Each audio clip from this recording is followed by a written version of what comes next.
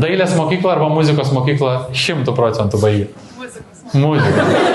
Gerai. Žiūrėkit toliau, akordionas netinka. Nes per sunkus. Smuikas galėtų eiti, jeigu absoliuti klausa yra pa žmogo, ne?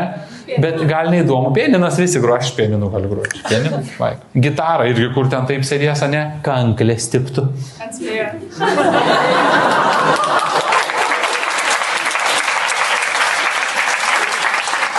Juk dūda tai nepūsi.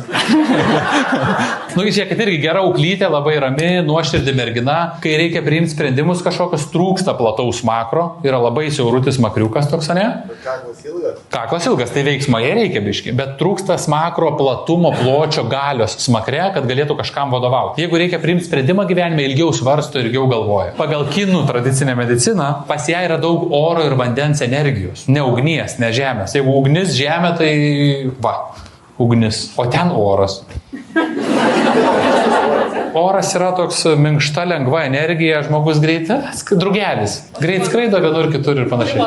O vanduo yra lankstus žmogus, prisitaikantis, ramybės daug, empatijos labai daug. Apvalus veidas dažniausiai yra vanduo, ne? Kvadratinis veidas va toks yra žemė.